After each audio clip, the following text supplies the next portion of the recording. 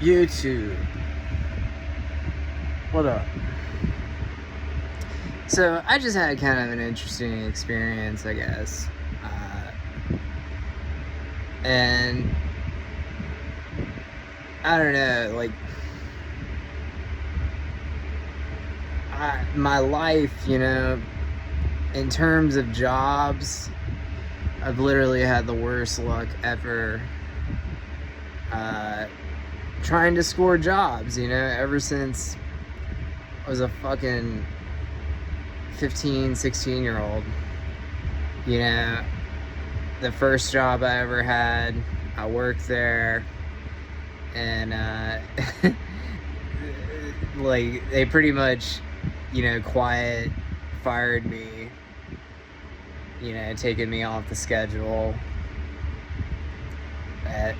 After about a year, I worked there for like a year, and they were just slowly cutting back my hours to nothing. And then the job after that, they fired me over because I was like legitimately sick a couple of days. And you know, I didn't have a doctor's note. I was just sick. I couldn't get out of fucking bed, dude. Like, this shit happens. And they were like a three strikes fast food place. And they fired me.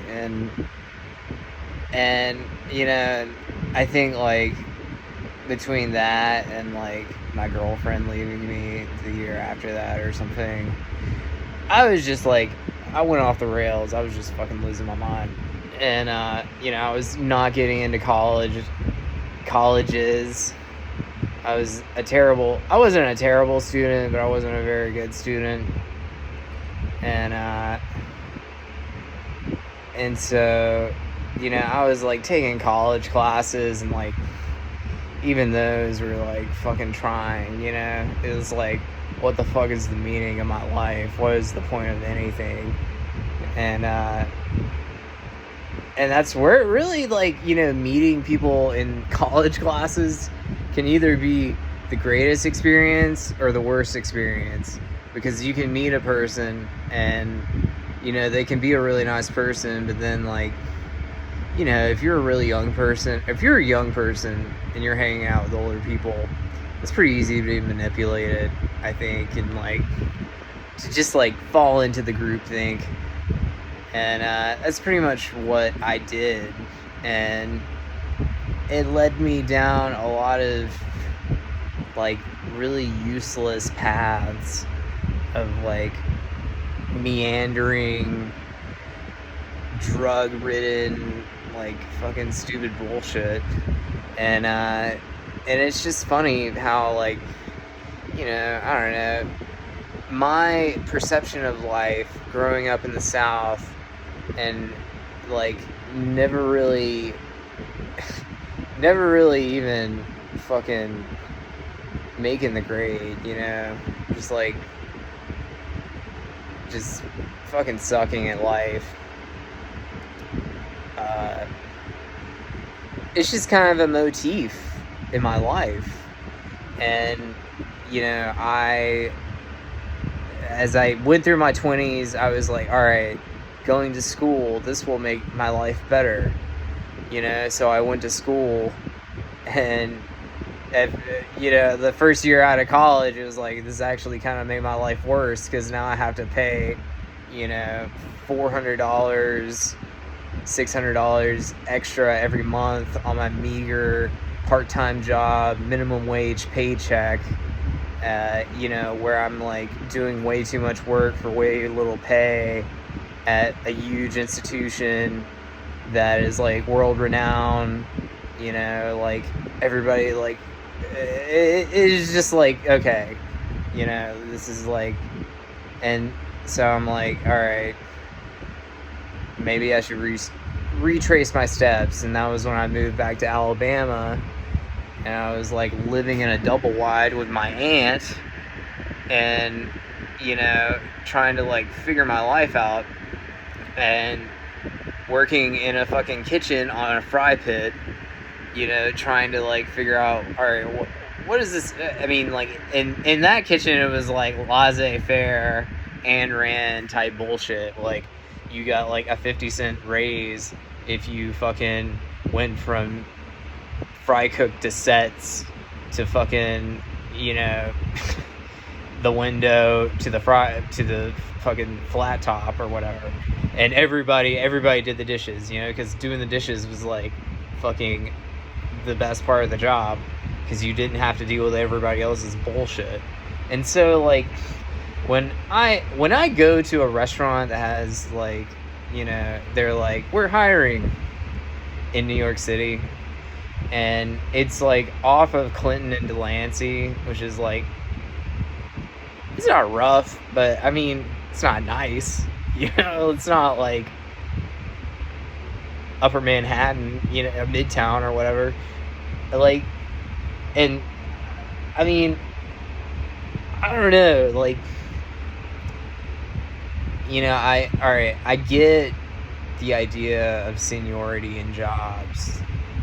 I get, like, I don't really have that much experience in anything. I mean, I have barista experience, however far that goes. But I mean, like, I don't have, like, bartending experience or any serving experience. I've never even been a busboy. But, you know, what the fuck ever. I'm gonna, like, try to get a job. Like, I don't have a job. I want a job. I want to fucking make money. I need to make money. I'm in debt up to my fucking eyeballs. It's like, there's no, like, excuses that can be made right now for not having a job from my point of view. Like, I can't not have a job right now, so I need a job.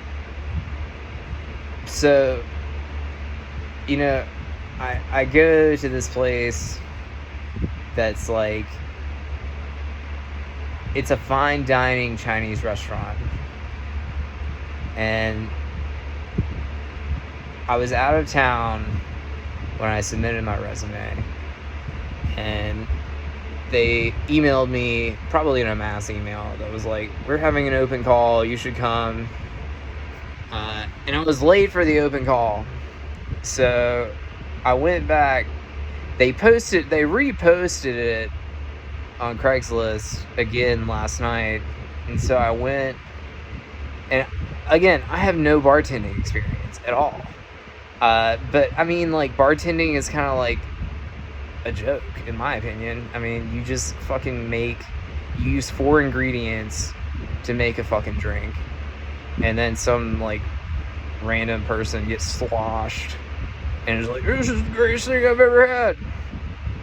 So, like, you just have to deal with, like, slosh people and bullshit. That's my interpretation of a bartender. Obviously, there's a lot of logistics that involved in being a bartender that I have no experience with, other than, like, you know, maybe, I have no experience. I've never been a bar back. I've never been a bartender. But my interpretation of it is that I can learn how to be a bartender. Like, I feel like I could probably teach myself at home. You know, like, it's something that people do pretty regularly. And, but fine dining has a vibe. They're about vibes. Whether or not how fake the world is, whether or not how, like, unrealistic the food is, it's about the vibe. So, like, if you know how to make a drink, I guess, on the spot, that kind of, like, makes sense. But it's not about learning, and that's kind of unfortunate, I guess. And, you know, this guy gave me his, like, full, like, job history of, like, how, you know, he was from Bangladesh. He'd worked in the fine dining industry for 28 years just to be a GM at this restaurant. And, like, I get it, man. I get it. You, like, came from a country with nothing.